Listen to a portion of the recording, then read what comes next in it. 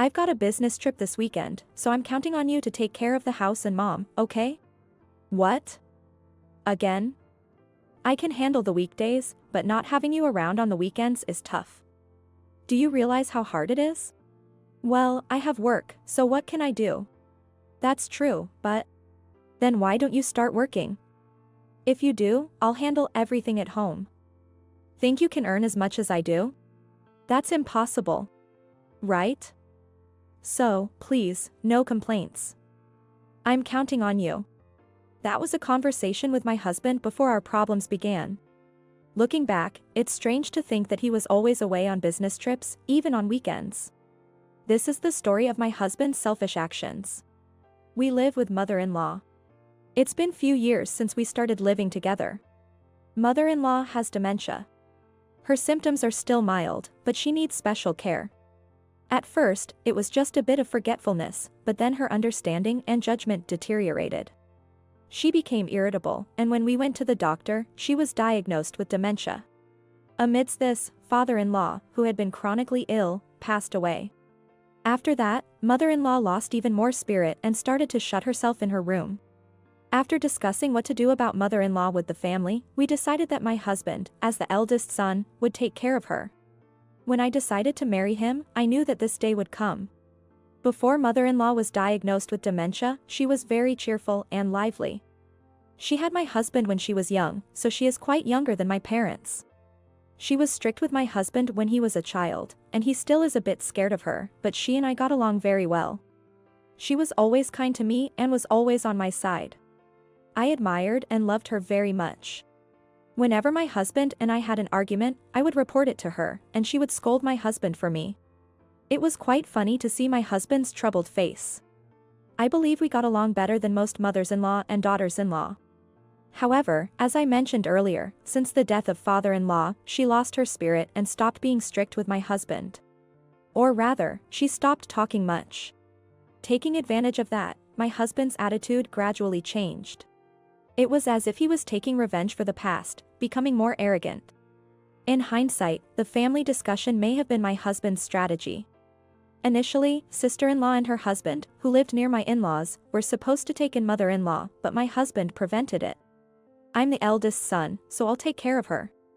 My husband was very insistent. He was always getting scolded by his mother. They weren't particularly close, which made me wonder why. Maybe he did have a sense of duty as the eldest son. But for some reason, I didn't feel that was all there is to it. Perhaps it was intuition. And when we started living with her, the bad feeling I had became a reality. Taking advantage of Emil's quietness, he did and said whatever he wanted. He started to boldly speak his mind to her, even though he was so afraid of her before. Because of her dementia, it takes time for her to understand what's being said to her. Yet, my husband didn't hold back his complaints. And I was the one who would stop him. Then, an event occurred, hinting my husband's misdeeds. After a 3-day business trip, my husband returned home. As usual, I went to unpack his bag and found a pair of unfamiliar underwear. I always bought his underwear, so it was strange to see something I didn't recognize. It was men's underwear, so it definitely belonged to him, but it raised questions, so I decided to ask him about it. Hey, what happened to the underwear you took with you? Huh? What underwear? I've never seen this pair before. Did you buy it yourself? Yeah, I did. I had to buy some in a hurry over there. Why did you have to buy it? What happened to the ones you had? They got torn, so I threw them away. They were old, right? Torn? But I bought those recently. Oh, really? Maybe they just weren't good quality? Is that so? Watching his suspicious behavior, I felt uneasy, but I didn't press further. For a moment, a thought crossed my mind, but I decided not to worry about it. I was hoping nothing more would come of it. However, a few days later, another incident occurred. My husband returned from another business trip. I went to the door to welcome him. Welcome home. How was the trip? Yeah, it was fine. My husband was looking down, lacking his usual energy. What's wrong? Are you sick? I asked him. No, that's not it. I have something important to discuss. he replied, with a serious face. Mother-in-law had already gone to bed. I sat in the living room, ready to listen to what my husband had to say. And I was shocked by his words. I want a divorce. I was lost for words since it was so sudden. I'm sorry to shock you. But please, let's get a divorce. Why? What's the matter? To be honest, I've fallen in love with someone else. I've been having an affair. I'm sorry. That explained the unfamiliar underwear. It all made sense now. So you've been deceiving me all this time. You're the worst. I deserve that. There's more. It's hard to say, but she's pregnant. Pregnant? What? My voice involuntarily raised in shock. I didn't expect this to happen. I just found out about the pregnancy yesterday. She's 6 months pregnant. I still can't believe it. But we have no choice but to have the baby. I intend to be the father. That's why I'm asking for a divorce, please. Fine. I'll get divorced. After hearing that, there's no way we can continue as husband and wife. Thank you. I'm sorry. And you need to talk to mother-in-law yourself. With that, he fell silent. Why have you suddenly gone quiet? He awkwardly said. It's about my mother. Would you be able to take care of her? What? Do you realize what you're saying? I know it's selfish to ask. But my side chick can't handle taking care of my mother and her upcoming child. You understand that, right?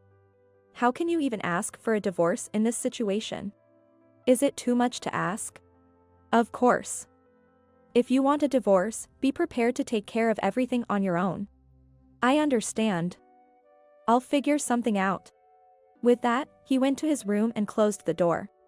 I didn't want to think about anything that day, so I just showered and went to bed. The next morning, something felt off. The room seemed too clean. Things were gone from the house. I had a bad feeling and rushed to my husband's room. He was already gone, and so were his belongings. I just sat there, feeling defeated. On the bed was a filled-out divorce form. And beside it, a note with just the words, "I'm sorry." And just like that, he left his mother, who needed care, behind. As I thought about what to do next, my hatred grew. I would never forgive him. I decided to seek revenge and started making plans. I immediately took action. I went to a detective agency to gather evidence of his infidelity. Since we haven't filed for a divorce yet, we were still legally married. He probably hadn't thought of that. I quickly found out where he was staying. The house of his mistress. The evidence of the affair quickly piled up. I had gathered enough proof in half the time I had requested from the private investigator. I decided to tell mother-in-law first. Although I wasn't sure she would understand, I explained it to her slowly and clearly. To my surprise, I saw a change in her facial expression. She responded with such clarity that I was convinced she was becoming her former self again. It turned out that the mistress worked at the same company as my husband, and mother-in-law suggested sending the evidence to his workplace. This will be our first act of revenge, she said with a smile. A few days later, my husband called, frantic. Yes, what is it? I responded calmly. Sending evidence of my affair to my workplace. Are you out of your mind? My husband was making a fuss over the phone. I never thought you'd do something like this. You're mistaken. It wasn't me who sent it. Then who did? It had to be you. Are you blaming it on me alone? Your abandoned mother is the one who did it. Don't think this is the end of it. I said what I had to say, and hung up the phone. The phone kept ringing persistently after that, but I ignored it. Then mother-in-law came in. Time for our next move, she said and returned to her room, seemingly making a phone call. A few hours later, the doorbell rang. There was a woman standing in front of the door. I immediately recognized her, my husband's mistress. The face I had seen in photos. It seems that mother-in-law had called her over. I stayed in my room, leaving it to mother-in-law to handle the situation. Since my room was far from the living room, I couldn't hear anything, so I waited for the mistress to leave before asking mother-in-law about it.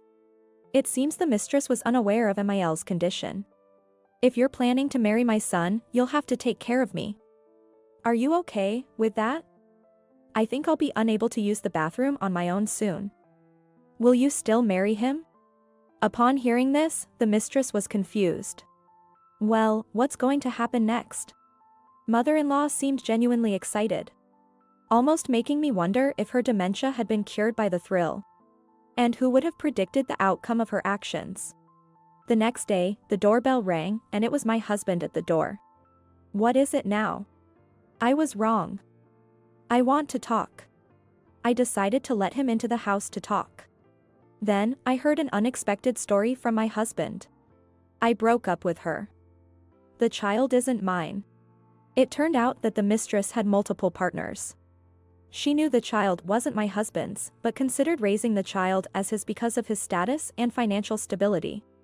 However, after speaking directly with mother-in-law, she realized she couldn't possibly be taking care of her. She got scared and confessed the truth to my husband. Upon reflection. Can we start over again? You don't need to answer right away. My answer is already clear. Leave this house immediately. We haven't filed for a divorce yet, because you missed signing one part in the paper. Since I have all the evidence of the affair, I will be seeking alimony. Please be prepared for that. I handed the divorce papers to my husband with a smile. Please, have mercy. Take responsibility for your actions, I said as I pushed him out of the house.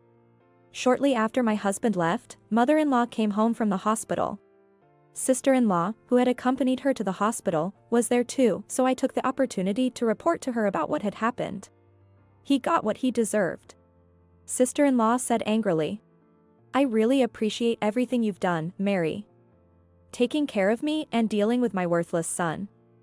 I'm so sorry. I'll be moving in with my daughter now, so you go ahead and enjoy your life. Tears welled up in Emil's eyes as she said this.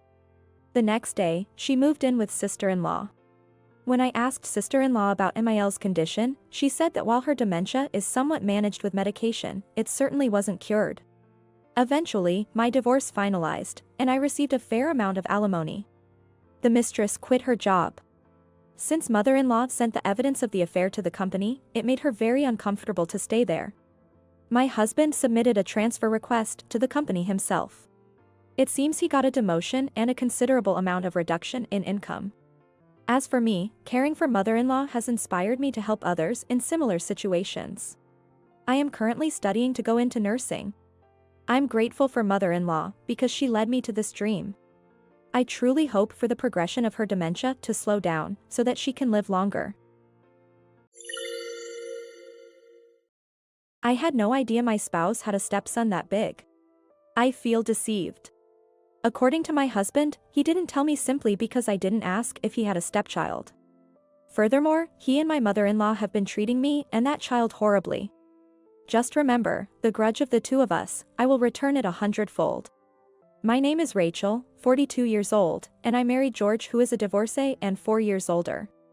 Having lost my mother early, I missed marriage opportunities while caring for my father, and a year after his death, a relative introduced me to George. George, looking sincere and good in a suit, confidently led our relationship, and we married 6 months after meeting. His mother was pleased that someone would marry her divorced son, reassured me that there'd be no issues between us. Since George was divorced, we skipped the wedding and reception. We filled our marriage paper at the city hall and had a simple dinner with relatives. When we were back at his family's home, I found teen sneakers. Are these yours? No, they're Charles's. Charles? Who's that? That was when I first learned that George had a son called Charles who was a high school student. He was a child by his ex-wife and she had passed away due to illness when he was 10. His grandparents wanted him, but mother-in-law insisted he stays as George's heir, and he has been living at this house ever since. I wasn't told any of this. Suddenly having a 16-year-old stepson for my first marriage was daunting. But George said, "You didn't ask, Rachel, did you?" Indeed, it wouldn't be strange for a divorcee to have kids. If it's my fault for not asking, perhaps that's true, but shouldn't such things be shared? On the first day of marriage, I already felt distrust towards George. Mother-in-law added, Don't worry. We'll send Charles away after high school. Does that mean I have to deal with this for more than a year and a half? I was really shocked, but I also felt uneasy about her saying she'd kick him out. To use such words about her grandson, isn't that quite cold? Or is he really such a terrible son? This trouble on day one made me anxious, but I resolved to try. In the end, Charles, who didn't show up for the wedding day meal, emerged from his room the next morning for breakfast. He had the look of a teenager in full rebellion. Not even glancing my way. Hi, I'm Rachel. I'm starting to live in this house from today, I said nervously. He just muttered annoying and went back to his room with his slice of toast. I guess this is what they call the rebellious phase, I thought, trying to convince myself that all teenage boys must be like this. But then George and mother-in-law said, Rachel, you don't need to bother greeting someone like him. Yeah, despite us making sure he goes to school, he's just become more and more of a problem. If he's going to turn out like that, we should never have taken him in. Hearing them speak like that brought back the unease I felt the night before. They say children all grow up the way they are raised, don't they? A child's personality doesn't just get better by going to school. Maybe Charles turned out this way because of you too? As I pondered this, mother-in-law spoke to me. Rachel, don't worry about Charles. Could you massage my shoulders and back later? Yes, of course. As getting older, everything starts to hurt. I'll need you to do this every day from now on. Every day? I thought, and George added nonchalantly. That's great, Mom. Rachel took care of her dad for a long time, so feel free to ask her for help. Really, it saves money, and that's a big help. Their words made it clear to me. George married me to be a caretaker for his mother. I remember how their faces lit up during the first meeting when they heard I'd been caring for my father for nearly 10 years. As I recalled this, my displeasure must have shown because George glanced at me and said, What's wrong? A woman over 40 getting married should be grateful. I didn't want to hear that from a divorced man over 45. Although I didn't talk back, I was already regretting this marriage. Afterward, George and mother-in-law's true colors became increasingly apparent. George, spoiled by his mother, wouldn't even take his socks out of the dresser himself. It was always Rachel. Bring them quickly. Really, what a pain. My ex-wife was at least better than this. And he was very cold to Charles. Just seeing him eating in the dining room would prompt George to flip his plate over, saying, You're in the way, go to your room, or yell at him after seeing his report card, Aren't you ashamed of these grades? Quit high school and get out of this house. It was emotional and verbal abuse at its worst. Moreover, it seems that when Charles was younger, he even physically hurt him. It had become neighborhood gossip, so thankfully, it seems he hasn't done that recently. Mother-in-law, for her part, would have me massage her multiple times a day because of various pains, and on top of that, she would have me run errands non-stop. She even had the gall to say, Your father must have pitted having such a failure of a daughter to take care of him. I wanted to leave right then and there, but I couldn't bring myself to do it because of Charles. Living with him, I realized he wasn't a bad kid at heart. Whenever he had laundry, he always made sure to say, Auntie, here, and after meals, he took his dishes all the way to the sink. At least he was better than George and mother-in-law, who would just leave everything wherever they last used it. Once, I saw him with a girl who looked to be his girlfriend. Charles had all the buttons of his clothes undone, and underneath was a worn-out t-shirt, looking very much like a delinquent.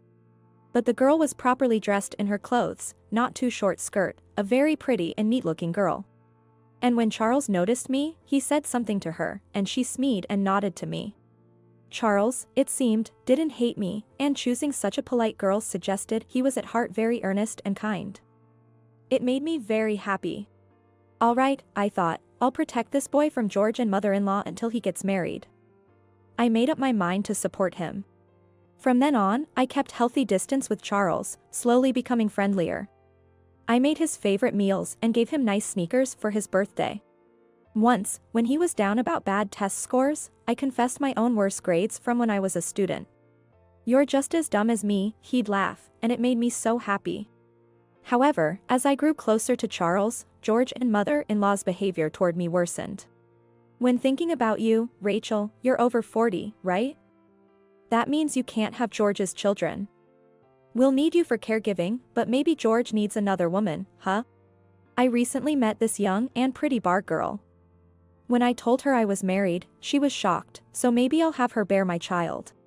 That they could say such things to me, even half-jokingly, shows they really only see me as a housekeeper or a caregiver. Well, that's fine, it's actually more convenient for me.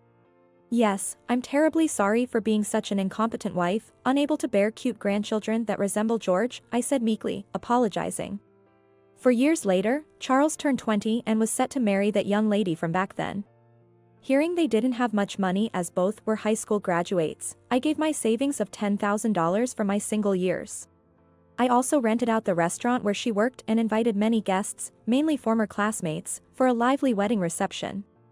I prepared a surprise gift for Charles, which he was delighted with. Of course, George and mother-in-law were not invited. Good, my role is over. I thought to myself as I headed home, only to be called into the living room by my husband, where mother-in-law was smirking. George handed me the divorce paper that was on the table, saying, "Thanks for the hard work, housekeeper. Now that Charles is gone, you're no longer needed, so let's get divorced." Wait, what about taking care of mother-in-law? I was surprised as I had planned to bring up divorce myself. Actually, I picked up the divorce paper today from the city hall. Did you know? You can't ask for a divorce if you're the one at fault. George and mother-in-law looked shocked, not having considered that I wanted a divorce, especially that they could be responsible. George turned red and yelled, "You have no right to ask for a divorce. You can't have children, you can't even take care of my mother properly, it's all your fault." Mother-in-law agreed. Exactly. We took you in even though you were past your prime, and ever since you came, my health has gone downhill. Mother, all you do is give orders and lie in bed all day. I think that's why your health has deteriorated. I retorted, and she fell silent. I've endured the last 4 years, putting up with trash like you too. I'll tell you why I've been so patient. Trash? How dare you? I told them that I had tolerated everything until now just to help Charles, who had been ignored and treated harshly in this house. Now that Charles got married today, there's no reason for me to stay married, so I asked for a divorce. George snorted in derision. You're an idiot. Even if you got on Charles's good side, you won't get a dime of assets from us. You should have been more devoted to us instead of him. I laughed back at him. What assets?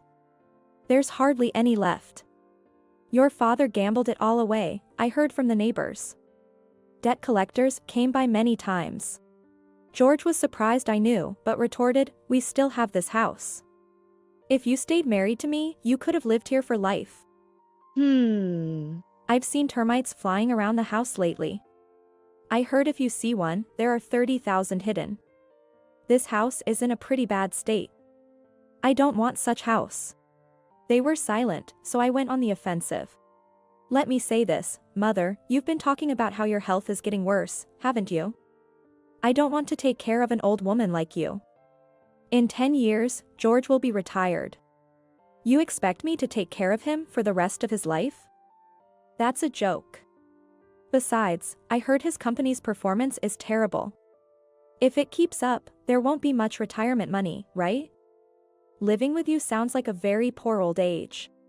George, thinking he had a trump card, blurted out. Anyway, we're getting divorced. And I'm going to make sure I get my share of the property. Huh? I know you inherited several $100,000 from your father's estate. And there was life insurance money too. I'm going to use that to put my mother in a fancy nursing home. Mother-in-law nodded in satisfaction at her side. Oh, that's why they said I was no longer needed even though mother-in-law's care was still an issue. I couldn't help but laugh. You know, property division is about splitting the assets that the couple built together. George and mother-in-law seemed confused, so I explained further. That means, neither my father's inheritance nor the life insurance payout are included since they weren't built together by us as a couple. Sorry to burst your bubble. Hearing this, they looked bewildered, finally realizing they were in a weaker position. Rachel, don't you think we need to talk more about this? Mother-in-law suggested timidly, with George nodding vigorously beside her. No, thank you. I'll go ahead with the divorce. I thrust the divorce paper I had obtained at George. I have plenty of recordings of the abusive things you two have said to me and Charles. If we go to court, you'll definitely lose. After I said that, George, looking like he had swallowed a bitter bug, reluctantly signed the divorce paper. As for the divorce settlement and property division, I've got a lawyer, so from now on, you can deal with him, I added. I handed them the lawyer's business card, and they seemed to resign themselves to the situation. That's it, right? Not so fast, there's more. In fact, Charles's deceased mother's parents are also planning to sue you for damages. What? When there was a Charles's wedding, I had hired a private investigator to find his maternal grandparents and invited them as a surprise. According to Charles's grandparents, after his mother passed away, George and he moved to George's parents' home. They weren't informed of the new address, so they lost contact with Charles.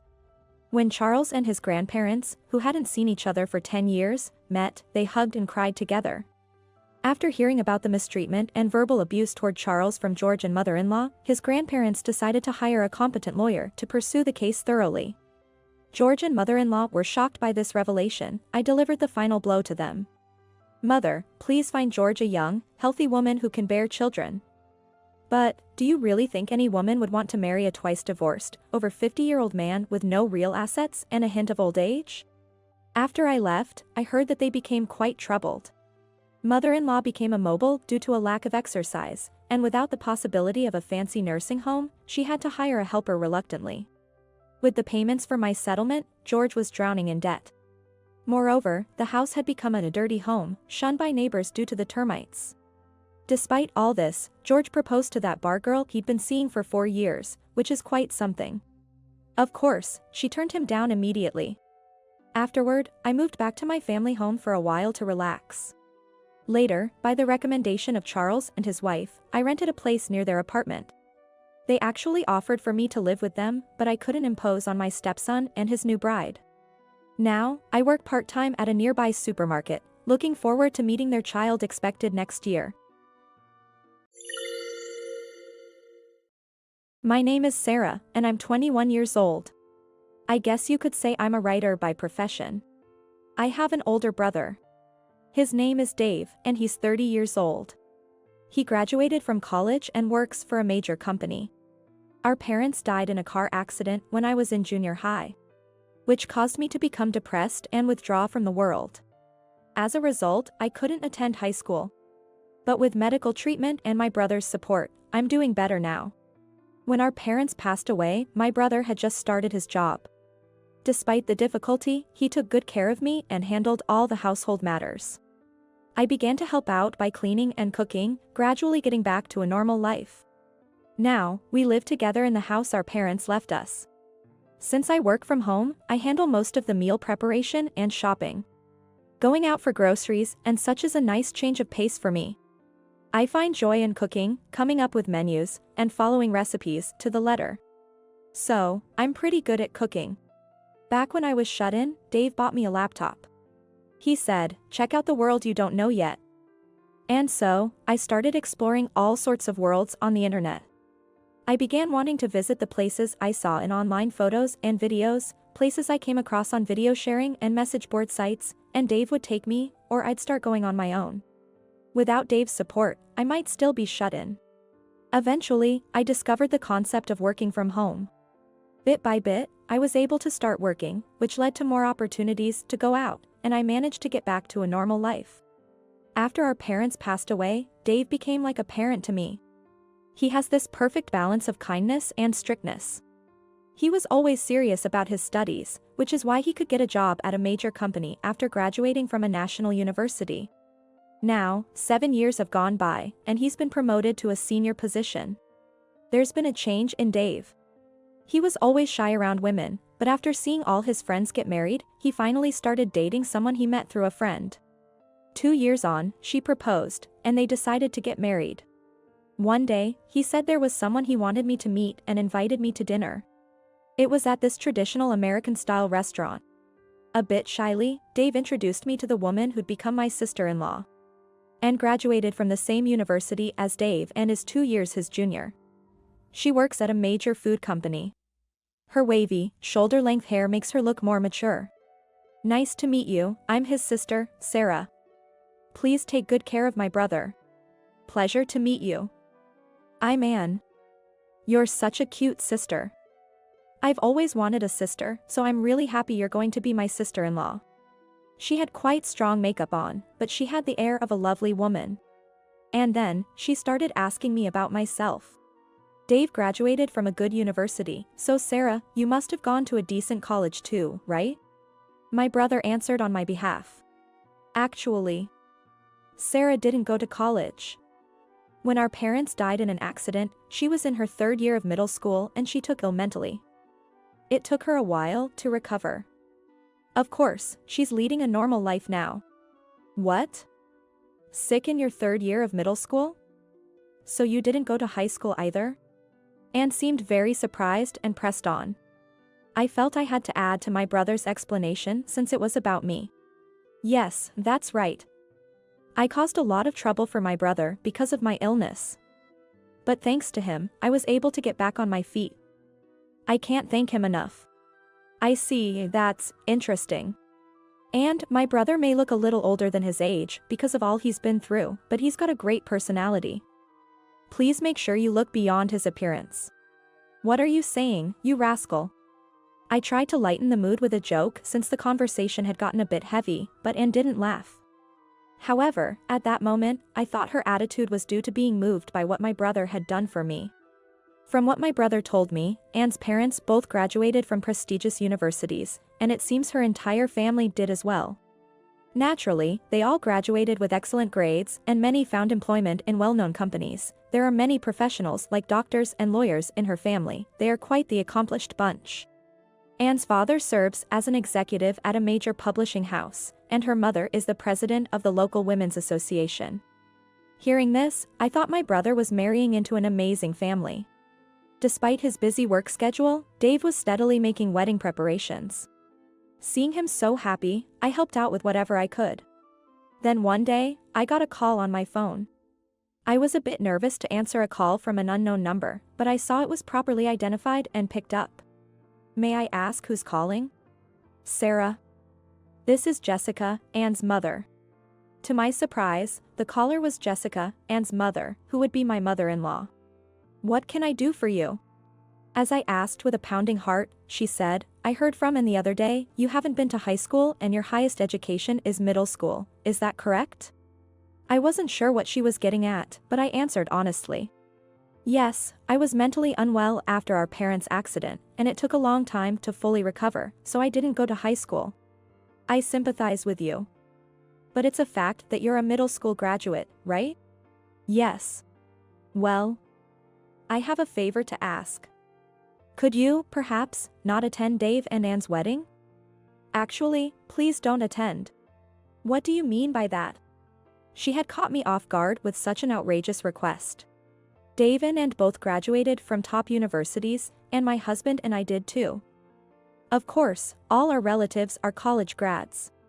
Yes, and you really are slow, aren't you? Just like a middle school grad. Sigh, with a sigh, Jessica continued speaking.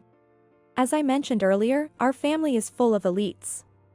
College graduates are a given, working as executives in major corporations, doctors, lawyers, we have people of significant status. Such distinguished people will be attending the wedding. I was beginning to understand what she was implying. So, I don't want you, a middle school graduate, attending this kind of event. In fact, I want you to stay away. But I am Dave's sister and his only family. I can't just not attend. Even so, please don't come. How can we introduce you, a middle school grad, to our relatives without feeling ashamed? Do you understand? I've conveyed our wishes anyway. How utterly rude. After hanging up, I was trembling with anger. Their parents dislike me, a middle school graduate, because they are too obsessed with appearances and social standing. At least, I've never been ashamed of my life and I don't think I'm worthy of ridicule by others. But, could my presence make my brother unhappy? If I step back, my brother could have a happy marriage and a future. I've always caused him so much trouble, I want him to be happy more than anything. I can't be the one to ruin that. but I can't accept being denied for who I am. My head's all over the place. I talked to my brother about this. He told me, "Don't worry, you're my sister, my only family. Attend my wedding with confidence. I'll protect you no matter what happens. But, if my presence causes you trouble, I won't mind not attending. There's no way that would trouble me. You're my only sister. It'd be shameful for a brother not to protect his sister, right? Dave, thank you." His words gave me strength, and I decided to attend the wedding. On the day, when our family's representative, my uncle, introduced me, Anne's parents looked at me with displeasure. My brother seemed to notice their attitude as well. At the reception, the family seating was at the very back, facing the head table. I thought maybe they hadn't prepared a seat for me, but there it was. Sitting down, I could feel the sharp glances. Indeed, Jessica, my mother-in-law, was staring right at me. She came over and said, "Why are you here? Didn't I tell you not to come because you would bring shame to our family? I am his biological sister. I have every right to be here." I responded firmly, and she retorted, "Such cheek from a middle school grad, you'll remember this." Leaving those nasty words behind, she walked away. Then the bride and groom made their entrance. I couldn't help but smile at Dave, looking different from usual. Anne was also glittering and dressed beautifully. As soon as the go-between finished, Jessica stood up and spoke with the MC. Grabbing the mic, she started with a loud voice. "All of our family members have graduated from college and have reputable jobs. We see Dave as fitting for our family, but there's one issue." She paused, then continued. "It's his sister, a middle school graduate. She is an embarrassment to our family. We implore the groom to disown her. If that's not possible, the marriage cannot go forward." The room stirred, but Jessica turned to Dave, asking, "Can you promise right here to disown this shameful middle school grad sister and join our excellent family?" Anne and her father nodded as if it was expected. She then handed the mic to Dave with a victorious expression. He took a deep breath and answered, "Yes, my sister didn't finish high school. But she's my family. I can't disown my sister. To all present, I apologize, but I must call off this wedding and sever ties with this family. That's my decision." After declaring that, Dave slammed the microphone down on the table as if to make a statement and walked straight over to me. With a refreshed smile, as if a weight had been lifted, he spoke to me. "Sarah, I'm sorry for dragging you into this. We don't need to stay at such a place. Let's go home." I later heard from the relatives who were present that the wedding reception was cancelled after the groom, my brother, walked out. Anne started crying, her parents were blamed by the other relatives, and they ended up apologizing profusely. They even had to return the wedding gifts they had received. Sometime later, my brother received a call from our uncle. He said that while Dave's actions at the reception weren't commendable, had things continued, he would have ended up disowning Dave. Anne's family agreed to bear all the costs of the ceremony and offered a significant amount as compensation, but my brother declined. He said he would rather have a sincere apology to his sister than settle for money. After a while, a meeting was arranged at our home to discuss the aftermath. I had resolved to show Anne's parents just how mistaken they were about me. And her parents and I had a discussion. They brought a gift and some money as an apology for the inconvenience, apologizing for their behavior at the reception. However, the apology didn't seem heartfelt, it was more like they were just going through the motions. Jessica, the former mother-in-law, made it clear that she had no regrets, saying, "We should have done a thorough background check. That would have prevented this mess."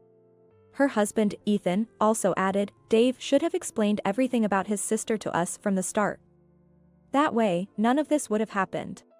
Furious, I proceeded with the plan I had prepared. "Ethan, you work at Rainbow Publishing, correct?" He looked at me disdainfully and replied, "Yes, that's right. I'm a director there." "What about it?" "I've been working with Rainbow Publishing. However, I've decided I don't want to continue my contract with a company associated with you." "Is that all?" "It doesn't bother me. There are plenty of other writers. It won't affect us at all." "Understood. I'll terminate my contract immediately. And I'll be going into contract with your rival company." Go ahead, be my guest, he said with bravado. Ignoring his confidence, I called my editor at Rainbow Publishing and informed them of the contract termination. They were flustered on the other end of the line, but I stated my piece and hung up. Then I contacted the rival company to proceed with a new contract.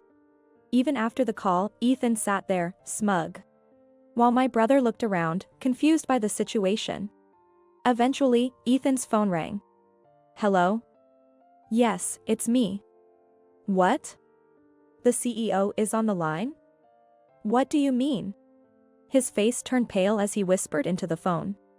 After he hung up, he turned to me and asked in a much humbler tone, You're the popular author Ms. Rowling, aren't you? Well, yes. Ms. Rowling is my pen name for light novels. Why do you ask?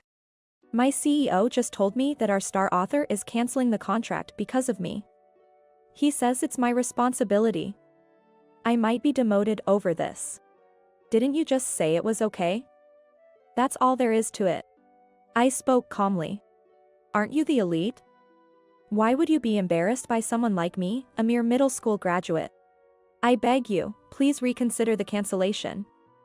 I apologize, I'm really sorry, he pleaded, his attitude having completely changed. Seeing her father's sudden shift, and asked incredulously, Why are you groveling to a simple middle school grad like her? She's the flagship author of our publishing house. If she leaves, the damage to our company is immeasurable. The CEO said I have to take responsibility. I could be demoted over this. Really? You? If that happens, we'll be too ashamed to face our relatives. Please, do something.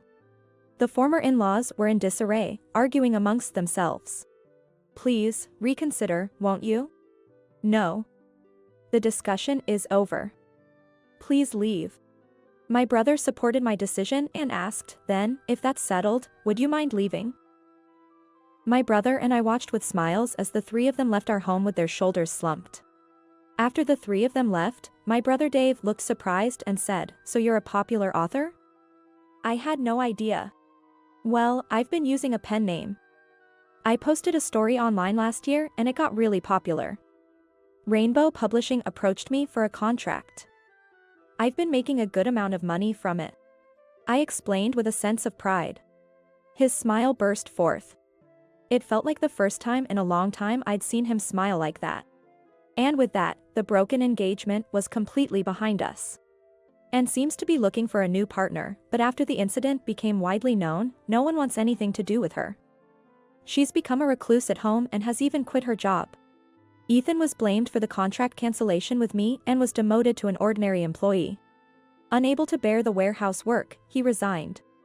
Jessica faced harsh criticism from the relatives for her actions at the reception and is no longer considered reputable in her so-called elite family. I feel like it serves them right. The publishing house I transferred to has been very supportive, and they've even turned my popular works into comics. Now there's talk of an anime adaptation. As for Dave, he's buried the memory of the wedding as a dark part of his history and is now focusing on his work. I'm looking forward to the day a wonderful person comes into his life. We're finally back to peaceful days. I'm still busy creating light novels, but I've come to realize that this kind of daily routine is happiness in itself. I'm planning to go on a trip with my brother again, taking along our departed parents' portraits.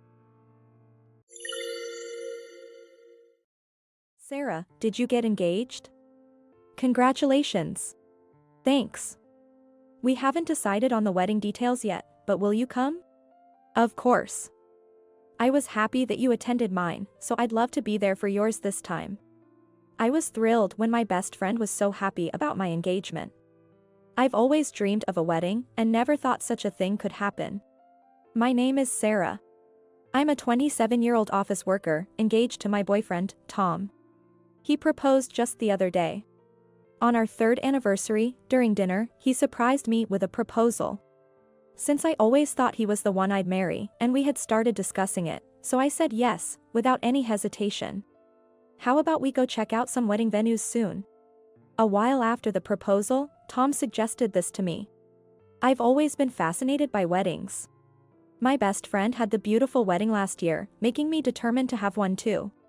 Although many opt out of weddings these days, everyone around me had one, and I've always wanted to wear a wedding dress once. Tom knew this, so he brought it up. However, I don't want a lavish ceremony. I don't want to rely on parental support, preferring a wedding within our budget. After sharing these thoughts with Tom, he agreed, and we narrowed down our options based on budget and location. On our next day off, we went venue hunting and I instantly fell in love with one chapel and reception hall. It looked affordable, and with Tom's agreement, we decided on that hotel venue. After telling our parents over the phone, they said it's our decision and seemed supportive. But then, the problem arose. The next day, while at Tom's place, his phone rang. "It's from Dad." As he answered, I could hear the sound of shouting from the other end. "How dare you decide on such a venue without consulting us? I've visited his family home a few times. His father seems to care a lot about appearances." I knew this, but I never expected such an outburst over our wedding plans. Tom's voice was getting increasingly irritated on the phone. "It's our wedding, for crying out loud. We're paying for it ourselves, you don't have a say in this." Tom was saying this, but his father didn't seem to be listening and was still shouting. "All right, I'll come over next week, and we can talk then," Tom said with a sigh, sounding annoyed, but the shouting was still audible on the phone. "Both of you should come. Got it?" Tom seemed surprised, apparently planning to go alone. But I heard it too and nodded affirmatively at him. He looked apologetic as he hung up the phone. "Okay, next week then." After hanging up, he turned to me, almost as if he was about to kneel in apology. "I'm so sorry. Really sorry. Dad's always like this, wanting everything his way. He's showy, probably wants a bigger wedding. But I swear, I'll convince him. I won't let this trouble you, Sarah. It's okay, I'll help convince him too. After all, I was the one who insisted on this venue." "That's not true. I liked it too. The food was great. Let's definitely have our ceremony there," Tom promised me with determination. The following week, I went with Tom to his parents' house. Mother-in-law greeted us as we arrived. "Sarah, thanks so much for coming, sorry for the trouble." She is kind, always nice to me. To me, they seemed like a couple from an old TV show, a stubborn husband and a supportive wife.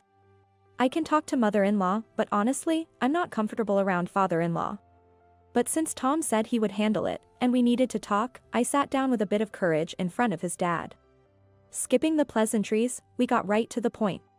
"We've decided to have our wedding here. Look at this, please." We visited the venue, and it was really nice.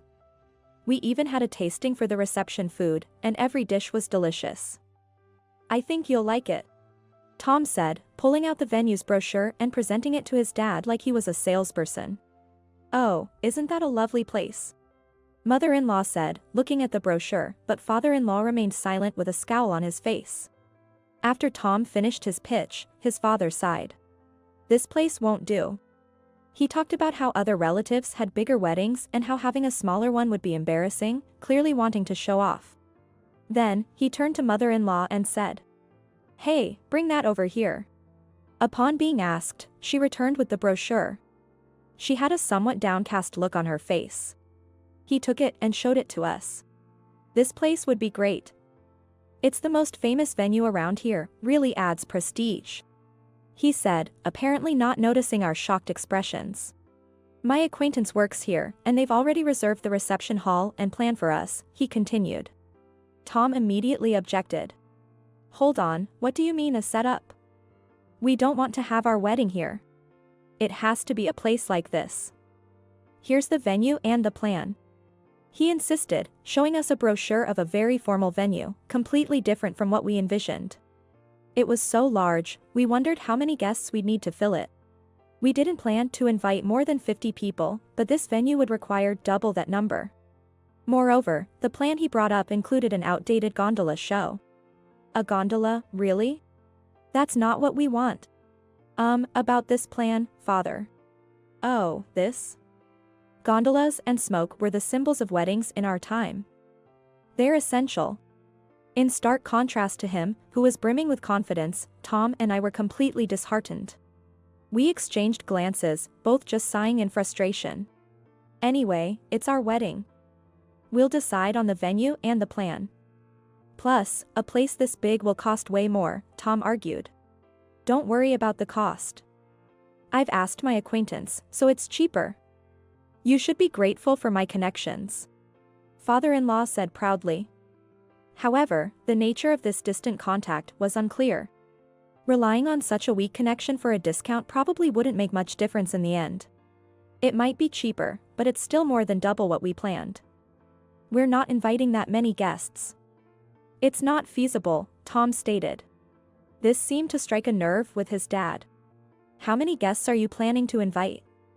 Can't you even fill a venue like this? He exclaimed. When he heard the number of our guests, he became even angrier. Such a small number would barely cover the relatives. No way, we don't have that many relatives, Tom said with an exasperated look. But it seemed like father-in-law was planning to invite nearly strangers in the name of relatives. Forget it, this discussion is pointless. This is one thing I won't budge on. No matter what you say, if you're going to keep this up, Dad, you don't have to come to the wedding. When Tom said that, even his dad finally quieted down. Mother-in-law, who had been silent until then, also joined in to support us. Honey, let the kids do what they want. Times have changed since our days, she said. Finally, his dad backed down. After that, our wedding preparations went smoothly. Choosing the wedding dress and planning the event was fun. We almost finished the guest list, settling on around 40 people. We decided on just one outfit change. It might seem minimal, but we found a dress we loved, and that was enough. We allocated the extra budget to the food. With most of the details set, we went to report to Tom's parents. Tom, fearing his dad might object again, said I didn't have to go, but I thought it's better to inform them in advance to avoid further issues. As expected, father-in-law had only complaints. Just one outfit change. I expected at least 3. And the guest list needs to be doubled. We can increase it just with our relatives. Before we could object, he proudly announced. By the way, Ethan will be coming. Ethan? Tom and I were puzzled. You know, the city councilman, Ethan. What? Why? It's an honor. I asked him through my connections. Wait a minute, we don't have any connection to someone like that. The conversation between Tom and his father continued, but suddenly turned to me. So, Sarah, who are you inviting? Surely, you'll invite at least one councilman, right? A councilman. That's a bit. Father-in-law visibly became irate. What do you mean? A bride who can't even invite a councilman to the reception is out of the question. I had almost lost my patience multiple times, wanting to remind him that our wedding wasn't a stage for his vanity. But his last comment pushed me over the edge. All right, I'll invite someone of a different status then. Tom also seemed to have had enough, and without saying anything more, we left the house. 3 months later, on our long-awaited wedding day. While I was waiting in the dressing room, I heard a commotion coming from the groom's dressing room. But, having expected this, I decided to ignore it. The ceremony went on without any issues and was over in no time. Father-in-law looked disgruntled, but it was a situation of his own making. The next day, as Tom and I were spending time in our new home, his father, predictably, came over. When his mother accompanied him into the room, he instantly became furious, like a kettle boiling over. What was with the guest list yesterday? I couldn't help but smile inwardly at the predictable scene. You're the one who said to invite a councilman, Tom retorted, and his dad started to falter.